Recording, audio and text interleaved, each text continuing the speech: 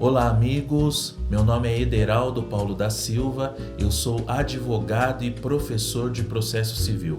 Esse é mais um vídeo CPC na prática e é claro, lembre aí de curtir a minha fanpage e também fazer a inscrição no meu canal do YouTube. Muitos vídeos, muitas aulas aí, dicas de processo civil para vocês.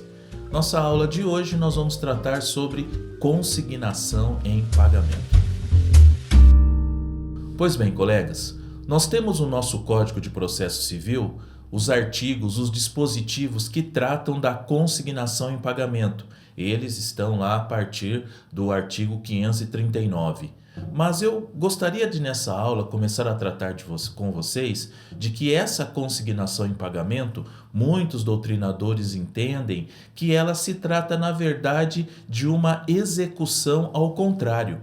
Porque, olha só, aquele que vai ajuizar a ação, aquele que vai buscar o judiciário, não é o credor, é o devedor. E o grande objetivo de uma ação do procedimento da consignação em pagamento é quando o devedor pretende liberar-se de uma obrigação, seja ela o pagamento de uma quantia ou até mesmo, quem sabe, a entrega de uma coisa. Então, o nosso Código de Processo Civil, como já dito, ele traz todo o regramento a partir do artigo 539 para que se faça a consignação em pagamento. Agora, veja bem, nós temos duas possibilidades pelo dispositivo legal de consignar um pagamento e liberar-se da obrigação. Ela poderá ser feita extrajudicialmente, que nós vamos tratar agora, e também judicialmente. Então, a liberação da obrigação pode ser em uma instituição bancária ou dentro do processo, no judiciário. A primeira delas, 539. Digamos que eu tenha ciência e eu saiba quem é o meu credor. Eu, devedor, saiba quem é o meu credor. E essa quantia, esse valor que eu pretendo pagar é uma quantia certa. Então vamos lá, credor certo e quantia certa. Ao invés de enfrentar o judiciário, ajuizar uma ação judicial, esse devedor que pretende liberar-se da obrigação, ele pode procurar um banco oficial. No nosso caso, o Banco do Brasil ou Caixa Econômica Federal. E lá ele vai fazer um depósito. Será aberta uma conta e ele fará um depósito e ele vai encaminhar, ele vai enviar uma carta, uma notificação a esse credor, dizendo o seguinte: você tem 10 dias para comparecer ao banco e levantar a quantia ou manifestar a recusa.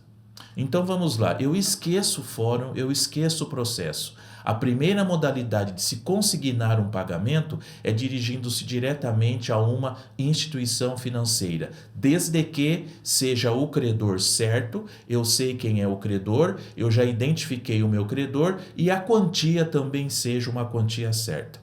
Pois bem, feita essa providência pelo devedor, não é? Ele vai encaminhar essa carta. Então, nos próximos 10 dias, se vai aguardar uma manifestação desse credor. Se o credor comparecer na instituição financeira e levantar essa quantia, está liberado da obrigação o devedor.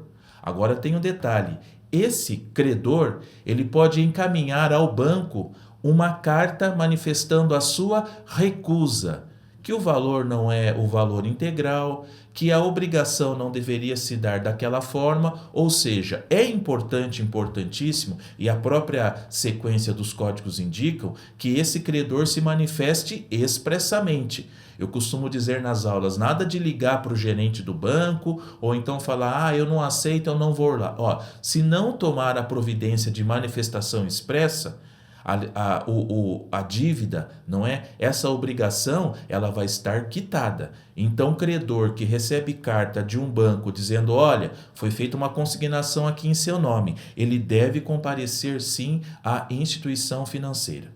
Então vamos lá, a primeira situação de consignação em pagamento é totalmente fora do fórum. Ok? O devedor, ele vai ao banco oficial, ele abre uma conta, ele faz um depósito e manda a notificação para esse credor que terá 10 dias para comparecer ao banco e levantar a quantia. Por certo, se ele mandar a carta de recusa, ok? Manifestando o seu desinteresse em levantar, em receber naquela modalidade, posteriormente, esse devedor, não é, ele poderá ir ao banco e pegar o dinheiro que ele acabou efetuando o depósito. Agora vamos lá. Toda vez que nós pensamos numa situação de consignar um pagamento, mais do que os artigos do Código de Processo Civil, eu também vou ter que ficar atento aos dispositivos do Código Civil. Lá no artigo 335 do Código Civil, eu tenho lá uma sequência de situações que indicam quando que eu posso consignar. A consignação tem lugar quando o credor não puder ou sem justa causa recusar ou receber o pagamento, ou ainda se o credor não for e nem mandar receber a coisa no lugar, se o credor for incapaz, for desconhecido, declarado ausente, residir em lugar incerto, ou se ocorrer dúvida sobre quem deva legitimamente receber a quantia. Então, se eu agora já pensando numa ação judicial, for pretender ajuizar uma ação de consignação, obrigatoriamente eu vou ter que vincular esse meu pedido a alguns dispositivos do Código Civil, em especial esses que eu acabei de passar para vocês, do artigo 335. Pois bem, se porventura essa obrigação de consignar o pagamento forem prestações sucessivas, vamos lá, eu, devedor, que pretendo consignar, eu devo pagar 3 prestações de R$ 5.000. Eu não vou necessitar ingressar com 3 ações, uma ação a cada mês. Se tratar de prestação sucessiva, basta que eu faça uma única ação, um único procedimento judicial e mês a mês eu vou depositando a parcela nos mesmos autos. Ok? Observando, é claro, um prazo máximo aí de 5 dias de atraso, por exemplo, vamos lá, eu devo efetuar o pagamento todo dia 5. Então, não deixar passar muito a data do próximo mês para que não haja uma quebra nessa sequência das prestações sucessivas. Tudo bem, então? Então vamos lá. Se eu pretender uma consignação judicial, já deixei de lado o banco. Eu vou primeiro verificar os dispositivos do Código Civil para ver onde se encaixa do 335. E lembrando, se for prestação sucessiva, eu não preciso ingressar com uma ação por mês. Basta uma só e depois eu vou consignando os valores na mesma ação que eu já ajuizei inicialmente. Pois bem, o réu, lógico, quem é o réu na consignação em pagamento? É o credor. Se eu estou buscando uma ação de consignação judicial, o autor da ação, o requerente, é o devedor e o réu é o credor. Então, quem será citado na consignação em pagamento é o credor, que na verdade será o réu. E quando ele receber a cartinha do fórum, o mandado de citação, ele terá 2 opções: comparecer em juízo para levantar a quantia que foi consignado ou contestar. Isso. O réu, que é o credor, ele pode contestar. Ele pode, por exemplo, indicar para o juiz que o valor não é o valor integral. Ou ainda, que ele está recusando e que a recusa dele é uma recusa justa, ou que não houve uma recusa para receber essa quantia fora do fórum, fora de uma ação judicial. O que nós precisamos ter um cuidado muito grande, nós advogados, os estudantes aí que nos acompanham também nesse vídeo, é de que eu não posso manejar, pensar em fazer uma consignação em pagamento para tentar fugir do valor real da dívida. Eu não posso de forma alguma encarar uma consignação, uma ação de consignação em pagamento para conseguir um desconto. Olha, eu te devo 20, mas eu vou te dar 10, se quiser. Se você não quiser receber, eu vou lá e faço a consignação no fórum. Não é esse o objetivo. Não se trata esse objetivo.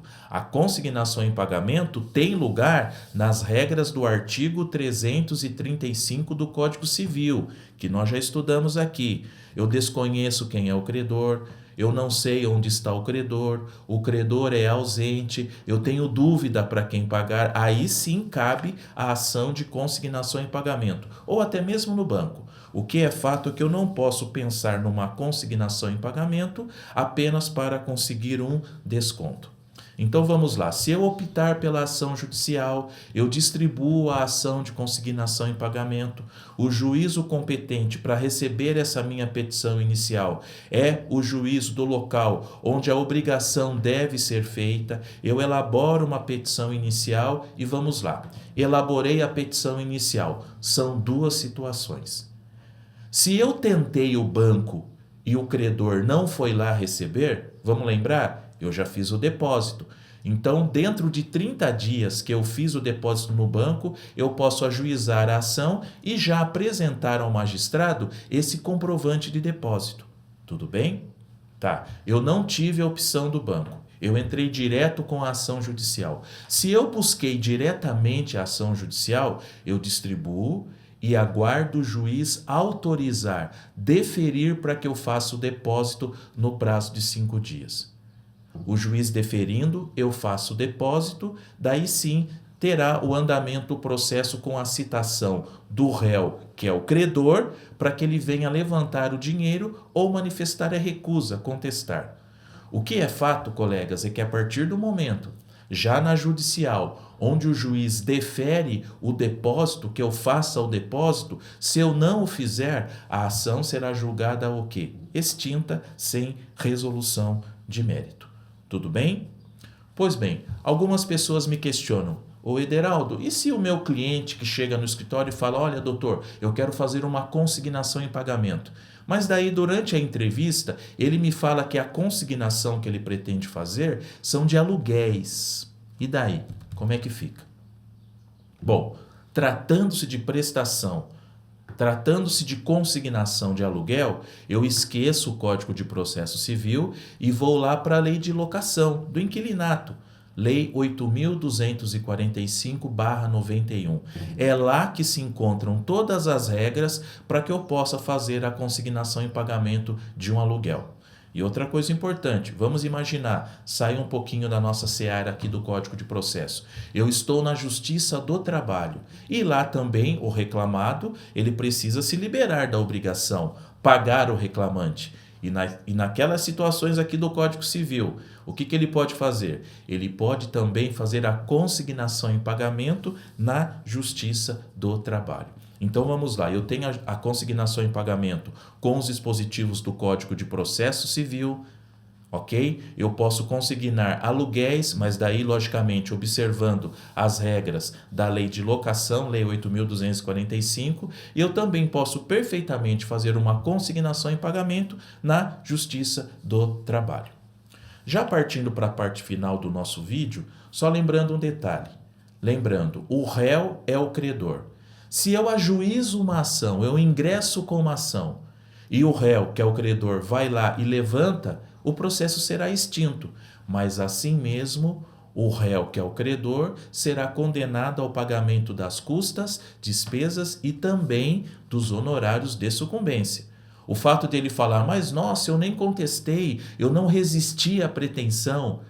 O fato de ter ação pelo princípio da causalidade e também aliado aos artigos 85, aquela sequência lá que trata dos honorários advocatícios, dos honorários de sucumbência, então nesse caso também o réu, que é o credor, será condenado sim ao pagamento da verba de sucumbência.